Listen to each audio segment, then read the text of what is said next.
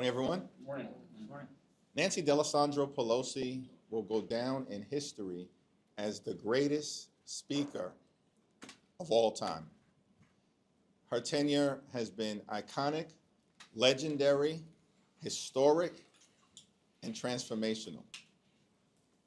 The incredible pieces of legislation that she has moved into law through her brilliance, her wisdom, and her incredible grasp of how to get things done for the American people is too numerous to list right now, but it includes the Affordable Care Act, the American Rescue Plan, the PACT Act to provide health care to our veterans, CHIPS and Science Act that has brought domestic manufacturing jobs back to the United States of America, and of course, the Inflation Reduction Act, which included the largest investment in combating the climate crisis in the history of the world. As a result of Nancy Pelosi's historic tenure, the nation is better off today than the one she found upon her arrival in 1987. It's been an honor and a privilege to be able to serve with her, work with her, be mentored by her, learn from her, and get things done for the American people alongside her historic tenure as Speaker. This is day 37 of the Trump Republican shutdown, and the position of House Democrats remains the same. We will not support a partisan Republican spending bill that continues to gut the health care of the American people. We're ready, we're willing, we're able to sit down with our Republican colleagues anytime, any place, in order to reopen the government, to find a bipartisan path forward, and to decisively address the Republican health care crisis that continues to crush people all across the country. Tens of millions of Americans who are in the open enrollment period right now are seeing their premiums, copays, and deductibles skyrocket, in some cases, by $1,000 or $2,000 per month. That is unsustainable, particularly in this country right now, which is experiencing an affordability crisis. Life has gotten more expensive under Donald Trump and Republican policies. This is from a group of people led by Donald Trump who promised that costs were going to go down on day one. Costs haven't gone down in America. Costs are through the roof. Housing costs are up. Grocery costs are up. Child care costs are up. Electricity bills are skyrocketing. And now, because of the Republican refusal to extend the Affordable Care Act tax credits, healthcare premiums are going to drive some people into medical bankruptcy, and tens of millions of folks won't be able to provide a doctor when they need one. That's why we have to decisively address the Republican healthcare crisis. And that's why we need Donald Trump to show some leadership. Stop hiding. Show some leadership. Direct Mike Johnson and John Thune, both of whom work for you. Donald Trump is the puppet master of congressional Republicans. Show some leadership, direct them to sit down so we can authentically enter into a bipartisan negotiation and end this Republican madness now. Questions? Michael? Thank you, Mr. Leader. Leader Thune said this morning that the reason that Democrats won't agree to pass the CR that's on the spending before the Senate right now is because House Democrats are pressuring Senate Democrats to continue to hold out for political reasons. What's your response to the suggestion that it's because of your caucus that Senate Democrats refuse to support the CR that's been voted down 14 times? Under the leadership of Chuck Schumer, Senate Democrats have been brave and courageous in standing up for the health care of the American people. The Republican health care crisis is not a made-up thing. It is devastating people all across this country, in rural America, urban America, working class America. small town America, suburban America, the heartland of America, and in black and brown communities throughout America. It's not a made-up thing, the Republican healthcare crisis.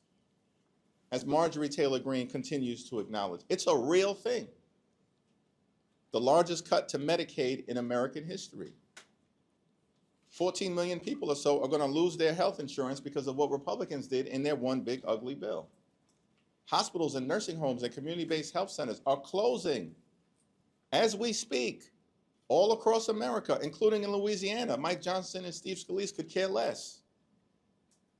They're doing in their own constituents. These things are happening because of the Republican healthcare crisis. This country actually faces the largest cut to Medicare, $536 billion, in American history, unless Congress acts by the end of the year, because of what Republicans did in their one big ugly bill. And now, since Republicans refuse to extend the Affordable Care Act tax credits, tens of millions of Americans are seeing their health insurance premiums skyrocket, making seeing a doctor for themselves, their children, and their families unaffordable. At the same period of time, in these appropriations bills, Republicans are trying to gut the Centers for Disease Control and the National Institute of Health and undermine the ability of everyday Americans to actually receive vaccines. This Republican healthcare crisis is real. That's why House Democrats are standing up for the American people. It's not a partisan thing. It's a patriotic thing. That's why Senate Democrats are standing up for the American people. Not a partisan thing, a patriotic thing. We have to decisively address the Republican healthcare crisis. And John Thune is divorced from reality. I mean, it's a clown show over in the Senate. 14, 15 times, you bring the same partisan Republican spending bill to the Senate floor, expecting a different result. That's the classic definition of legislative insanity. Doing the same thing over and over and over again, has no ability to actually negotiate in good faith. And this has gone on week after week after week. Mr. Leader, thank you. Good morning. I understand the Democrats' concerns about health care and the arguments that you've made about that, but do you think at some point with the crisis in the aviation industry, cutting off these flights, people concerned about air safety, air traffic controllers not getting paid, do you think that the air question will pivot some of your members and say, we have to open up the government because we're worried about people's lives? We want to immediately reopen the government. We want to find a bipartisan path forward to enacting a spending agreement that actually meets the needs of the American people and actually drives down the high cost of living. What about what happened on Tuesday? Do Republicans not understand? They got wiped out all across America because they've made this country too expensive, and they failed to do anything about the affordability crisis. And as Democrats, our position is simple, and we're doing this for everybody. Whether you're a Democrat, a Republican, an independent, we're doing this for everybody. We have to lower the high cost of living in the United States of America. And we have an opportunity to try to do it with respect to health care. But the Republicans refuse to extend the Affordable Care Act tax credits. On the aviation safety issue, we need a full and complete briefing so we can understand from the administration what the current status is, what the impact of administration layoffs have been prior to the Trump Republican shutdown, because the administration has been going after the FAA since the beginning of their time in office, since January 20th.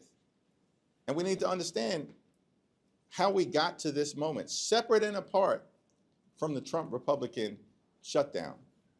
The problem is it's like impossible to have a congressional briefing with House Republicans on vacation. 6 consecutive weeks they've canceled votes. I mean, it causes you to answer or ask the question, is there such a thing as a 4-ring circus? Because it's a circus right now in the House, in the Senate, across the country with Republicans, and certainly at 1600 Pennsylvania Avenue.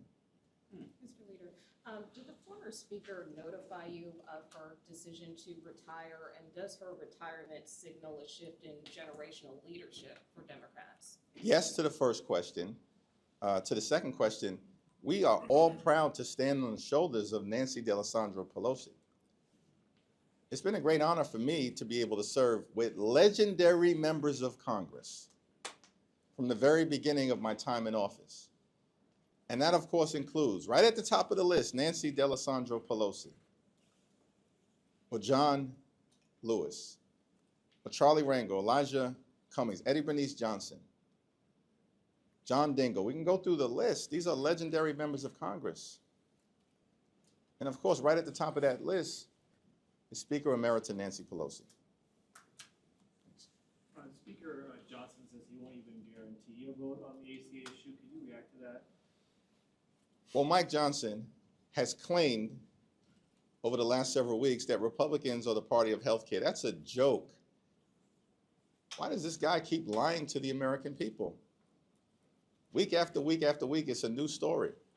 Because for several weeks, we were told that Republicans had a health care plan and that Republicans had planned all along to address the Affordable Care Act issue and the fact that these tax credits for working class Americans, middle class Americans, and everyday Americans are about to expire. And Republicans can't be bothered. This from a group of people who somehow found $40 billion to bail out their right-wing dictator friend in Argentina. $40 billion to put Argentina first, not America first. Republicans have put Argentina first. And they can't find a dime to extend the Affordable Care Act tax credits. This is part of the reason why Republicans were rejected all across the country, pummeled, shellacked, beaten down electorally all throughout America because they have failed to address the affordability crisis. And instead, everything that these Republicans do, including their one big ugly bill, is about providing massive tax breaks to their billionaire donors and subsidize the lifestyles of the rich and shameless. Thank you, Leader Jeffries. With Speaker Emerita Pelosi not seeking re-election, this coincides with Mayor-elect Mamdani in New York City. So as he is on the shoulders of Speaker Emerita Pelosi and looking ahead, how will you work with him to make New York City better? Well, as I've indicated, it's incumbent upon all of us, everybody in New York City, to make sure that the mayor-elect is successful. People who supported him and people who did not support him. There's a time for politics and there's a time to govern. And when the mayor-elect is inaugurated on January 1st, it's a time to govern. Just going off of that question, then, how would you advise the mayor-elect to approach the president in how Trump has been threatening to withhold federal funds from New York? I guess, how would you advise him to go about handling? Yeah, those private conversations will remain private, but we are not going to let any toxic president, attack the people of the city of New York. Thank you, Mr. Leader. So you're saying that you want a bipartisan deal and that you have to address healthcare. I just want to clarify with you then, what you want is an ACA subsidy extension to be either in a CR or a legislation that will get a vote and will pass? We're not going to negotiate the specifics in public, but as we've repeatedly said, we have to decisively address the Republican healthcare crisis, and that begins with dealing with the Affordable Care Act tax credits. To build up that, would you see, because it seems conversations are continuing over on the Senate side, at least amongst the ranking files, would you see a standalone ACA vote as a cave? And what is your advice to those rank and file members right now? What we have repeatedly said as House Democrats is that we will consider anything in good faith that is sent over to us from the Senate in a bipartisan way.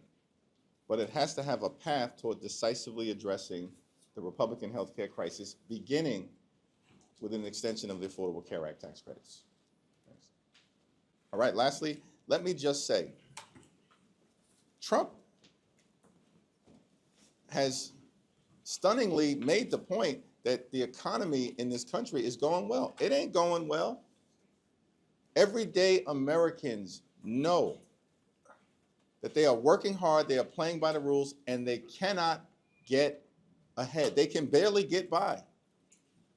The cost of living in this country is way too high, and Republicans are clearly out of touch, focused solely on the wealthy, the well-off, and the well-connected. As Democrats, we're going to continue to work hard to drive down the high cost of living, to fix our broken healthcare system, and to clean up corruption, to deliver an America that works for working class people.